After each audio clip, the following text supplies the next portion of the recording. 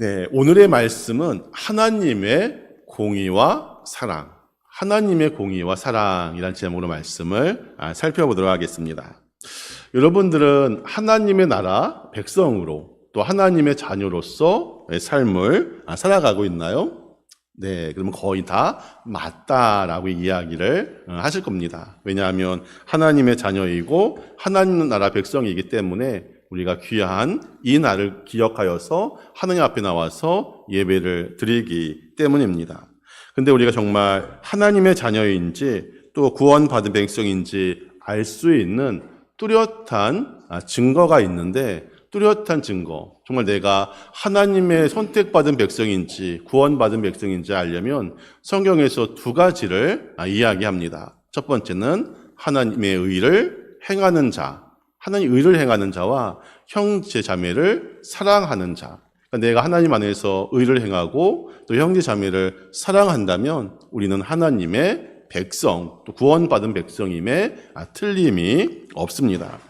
오늘 본문 말씀을 보면 요한일서 3장 10절에 있는 말씀을 보면 뭐라고 되어져 있냐면, 이러므로 하나님의 자녀들과 마귀의 자녀들이 드러나나니 무릇 의를 행하지 아니하는 자나, 또는 여기서 보면 뭐라고 이야기하냐면 의를 행하지 아니하는 사람과 그 형제를 사랑하지 아니하는 누구든지 하나님께 속하지 않았다라고 이야기합니다. 그러니까 의를 행하지 않고 또 형제를 사랑하지 않는 사람은 그 사람이 목사든 그 사람이 장로든 그 사람이 권사든 그 사람은 하나님께 속하지 않았다라고 말씀을 하고 있습니다.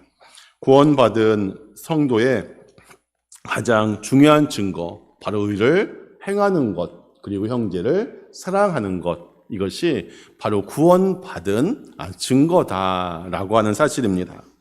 시편 72편을 한번 집에 가서 한번 쭉 읽어보시기 바랍니다. 72편에 보면 다윗이 자기의 아들 솔로몬을 위해서 하나님 앞에 드려진 기도가 나오는 내용인데, 다윗은 먼저 무엇을 놓고 기도하냐면 판단력과 하나님의 공의를 부어달라라고 기도를 합니다. 시편 72편 1절에 있는 말씀을 보면 같이 한번 읽겠습니다. 시작.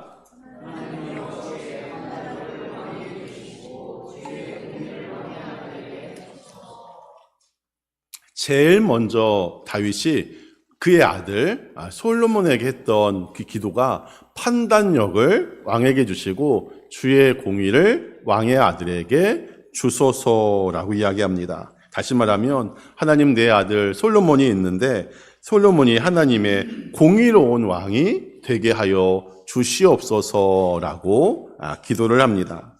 우리가 자녀를 위해 기도할 때 가장 먼저 해야 할 기도가 있는데, 바로 의로운 사람이 되게 해달라라고 기도하시고 하나님의 공의로운 사람이 되게 해달라라고 하는 기도가 가장 먼저여야 합니다.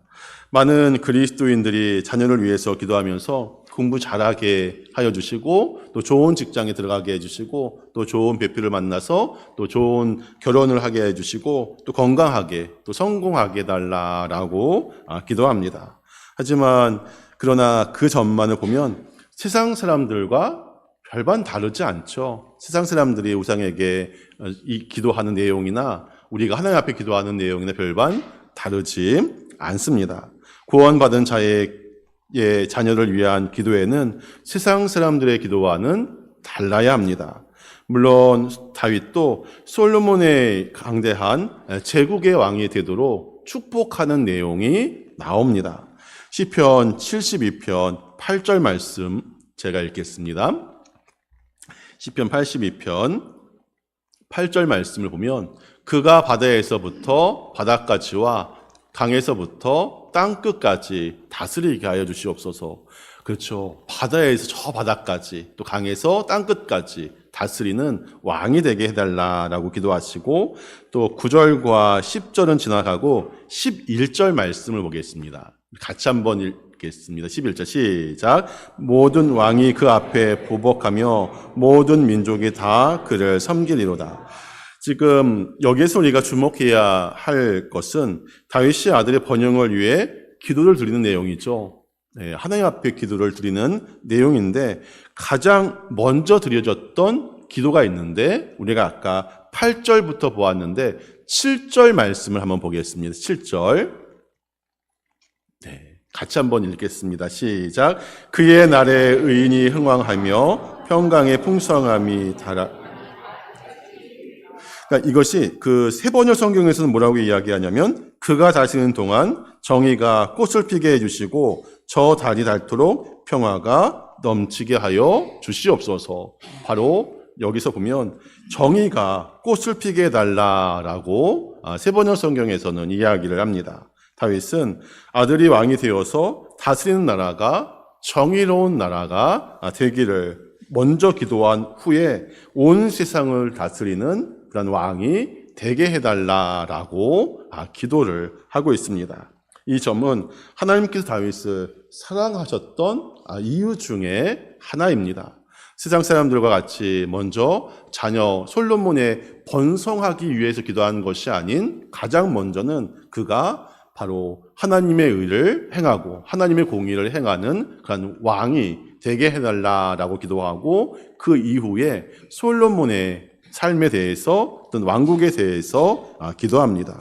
우리도 자녀를 위해서 가장 많이 기도를 해야 합니다. 하지만 누구처럼 기도해야 하냐면 다윗처럼 우리도 기도하는 삶을 살아야 합니다. 왜냐하면 그것이 하나님께서 기뻐하시는 삶이기 때문입니다.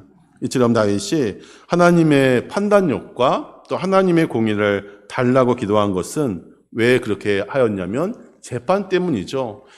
지금은 법관이 있고 검사가 있고 변호사가 있어서 그들이 전담을 하지만 당시 왕은 최고의 재판장입니다. 그래서 만약에 판결을 잘못하면 억울한 사람이 생길 수 있기 때문에 바로 판단력과 공의를 달라라고 기도합니다.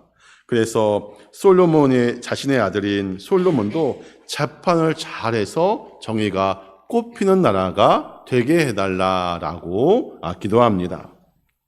정의를 귀하게 여기고 또 그것을 위해서 기도하고 또 그렇게 살아가는 사람이 바로 하나님의 영이 있는 사람이고 또 하나님 나라의 거룩한 백성이다라고 하는 그 사실을 우리가 잊지 않아야 합니다. 다윗은 왕이면서도 이러한 마음을 품는 것이 특별한 것이죠. 하지만 이것이 하나님께서 다윗을 기뻐하시는 이유입니다. 우리가 삶을 살아가면서 해야 할 것이 있다면 하나님께서 무엇을 기뻐하시는지 우리가 그 일을 찾아서 하면 우리의 삶의 여러 가지 문제, 해결되어지지 않는 것들이 자연스럽게 해결되어지는 것을 우리가 경험할 수 있습니다. 우리의 기도 또한 하나님의 공의가 또 하나님의 정의가 살아있는 그런 삶을 살아가게 해달라라고 기도해야 합니다. 우리는 분명히 알아야 합니다. 하나님은 이 세상이 공의로운 세상이 되는 것을 너무너무 기뻐하십니다. 그것을 위해서 바로 우리가 존재하는 것이죠. 성령의 역사에는 하나님의 공의와 하나님의 사랑이 반드시 공존하게 되어져 있습니다. 어떤 글을 보았습니다. 글을 보았는데 이단에 속한 교회에 나가는 아내를 둔 남편과 어느 목사님이 상담을 하였습니다. 그래서 그 목사님은 그 아내가 다니는 교회가 이단이다라고 판명이 되었고 또 담임 목사의 비행에 대해서도 또 언론 보도에 수차례나 그 보도가 되었습니다. 그래서 남편은 그 교회, 이단 교회에서 나오도록 설득을 하였지만 아내는 그 말을 듣지 않았습니다. 그래서 부부 관계가 심각한 상황까지 치달게 되었고 그러다가 남편 쪽에 있는 목사님과 한번 상담을 한번 해보자라고 하여서 아내를 데리고 그 목사님 찾아가서 그 담임 목사님하고 상담을 하였습니다. 그래서 그 목사님이 아내분에게 물었다고 합니다. 혹시 그 교회가 여러 가지 나쁜 소문에 대해서 알고 있는지, 또 자신도 자기 교회 알고 있는지 물었다고 합니다. 그 교회가 이단이고 또 잘못된 방향으로 가고 있다라고 하는 보도를 또 소문을 들었다라고 이야기를 합니다. 그러면서 안다고 하지만 계속 그러면 그것을 알고 있으면서도 왜 그 교회에 계속 나가려고 하느냐라고 그 목사님이 물으니까 그 아내가 하는 말씀이 뭐라고 말하냐면 매 주일마다 기적이 일어나고 또 매 주일마다 아픈 사람들이 병이 낫습니다.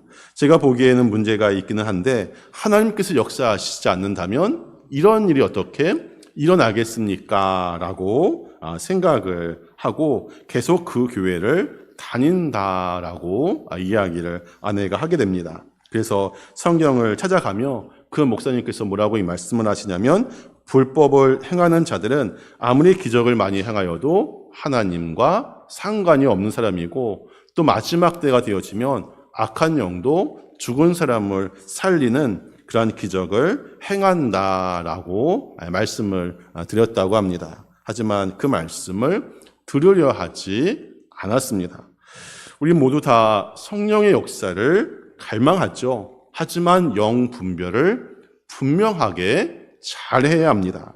아무리 능력이 나타나고 아무리 기적이 일어난다 하여도 불법하는 일이 드러난다면 그것은 성령의 일이 아닙니다.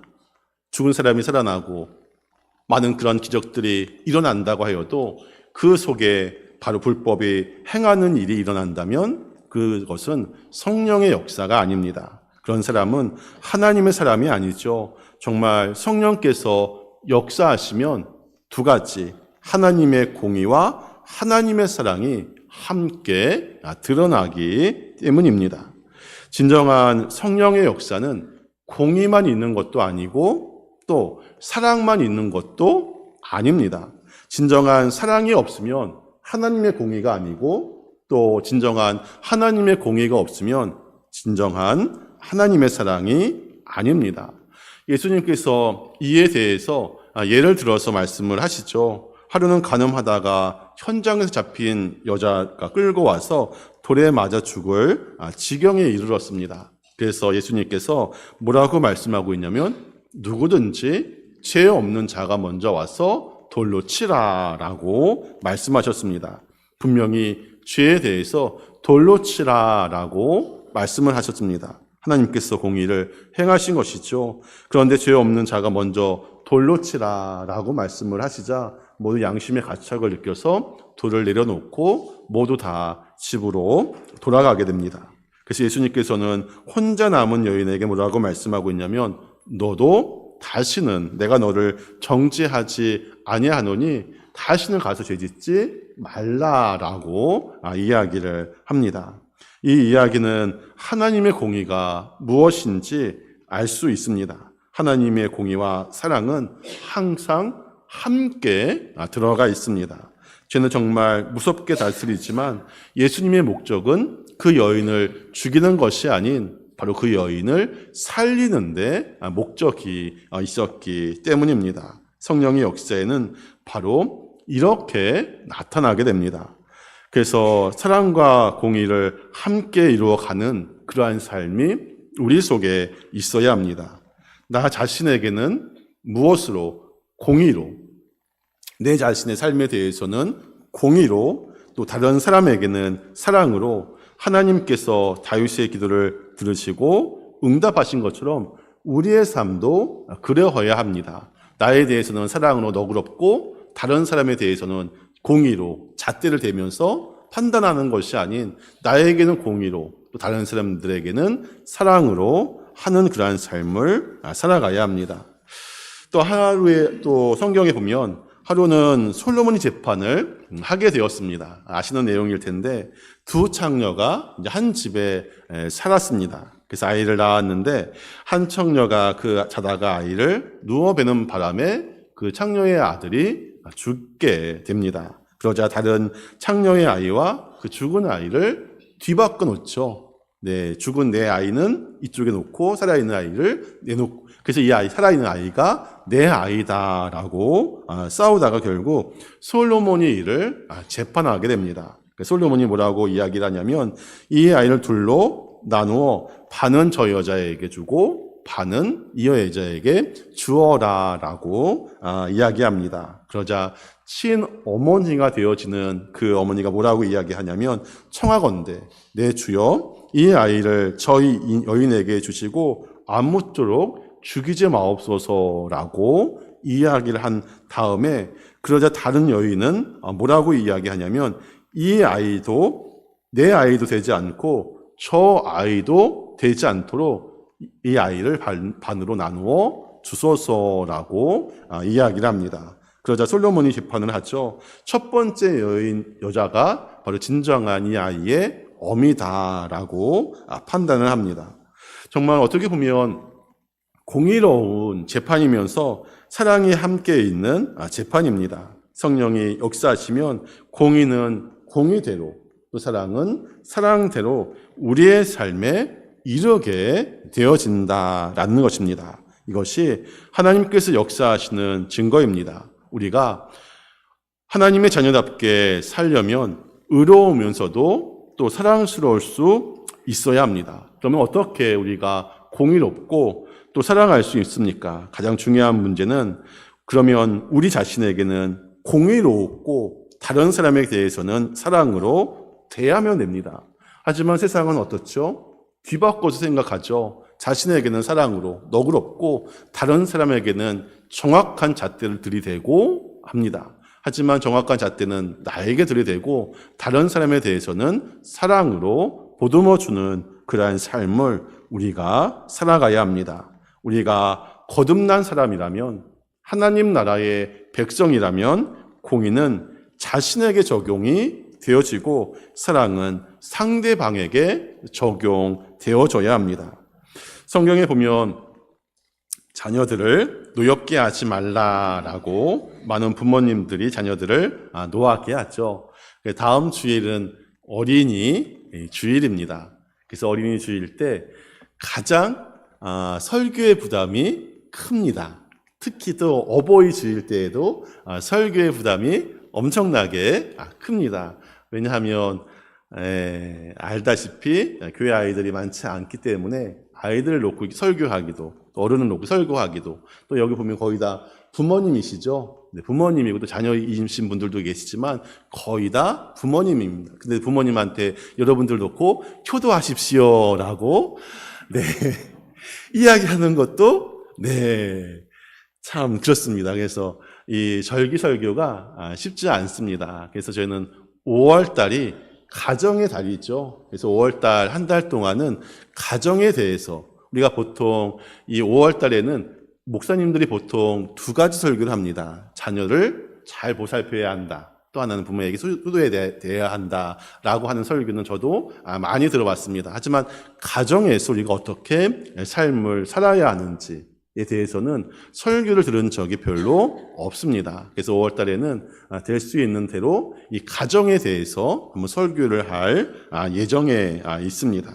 그래서 성경에 보면 자녀들을 노엽게 하지 말라라고 하는 규절이 나옵니다. 왜냐하면 부모가 자기 자신에게는 관대하고 또 자녀에게는 엄격하기 때문입니다. 그러니까 자녀들이 화가 나는 것이죠. 또 형제 자매가 싸우면 부모님이 뭐라고 이야기하냐면 싸우지 말라라고 이야기를 합니다. 그런데 부모님 본인들은 정작 싸우죠. 또 공부하지 않는 아이를 야단을 합니다. 하지만 부모님은 자기 마음대로 행동을 하게 됩니다.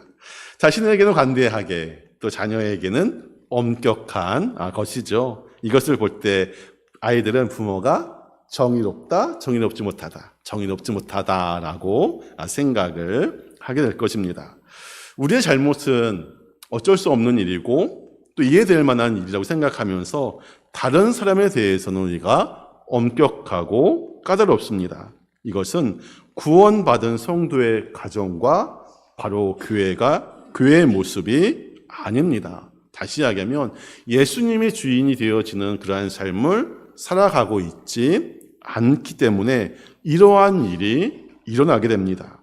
예수님이 주인이시면 자신을 엄격하게 보고 상대방에 대해서는 끝까지 사랑의 기준을 적용하는 그런 삶을 살아가야 합니다. 형제를 사랑하면서 하나님의 말씀대로 살고 있는지 다시 한번 우리의 삶을 뒤돌아보시기 바랍니다. 하나님께서 우리의 마음을 살피신다라고 하는 그 사실을 우리가 늘 명심해야 합니다. 내 안에 내주하고 계시는 그 하나님께서 계시는데 우리의 마음의 욕심이 또 우리 마음의 분노가 또 우리 마음에 다른 사람을 용서하지 않는 그런 마음이 있지는 않은지 그러니까 우리의 마음을 다시 한번 우리 마음을 지키는 그러한 삶을 살아야 합니다. 왜냐하면 하나님께서 우리의 마음을 다 보고 계시기 때문입니다. 우리의 마음에 음욕이 있으면 하나님께서는 뭐라고 말씀하고 있냐면 이미 간음했다. 도둑질할 마음이 있었으면 이미 도둑질을 했다. 또 미워하면 이미 사람을 죽인 것과 같다라고 말씀을 하십니다. 이것이 하나님의 기준입니다. 예수님을 정말 마음에 영접하고 주님이 함께 계신 것을 믿는 사람만이 정말 공의로운 사람이 될 수 있습니다. 예수님께서도 뭐라고 말씀하고 있냐면 마태복음 5장 6절 말씀을 보면 뭐라고 되어져 있냐면 같이 한번 읽겠습니다. 시작.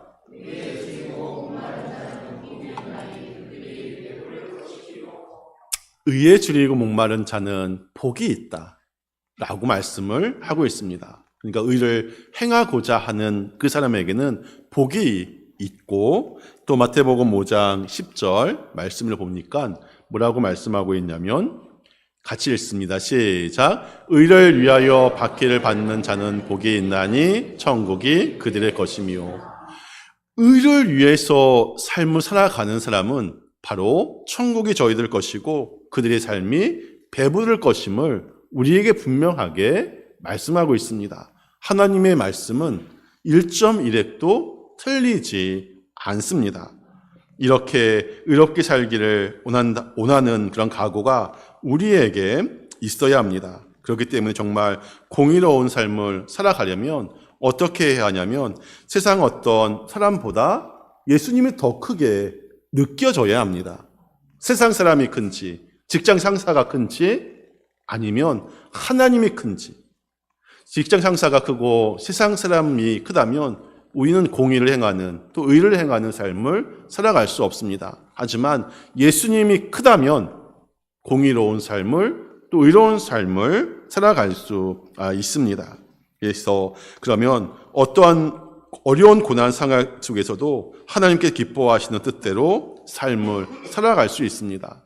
성경에 보면 엘리야가 있죠. 아합과 이세벨보다 누가 더 커 보였냐면 하나님이 더 크게 보였습니다.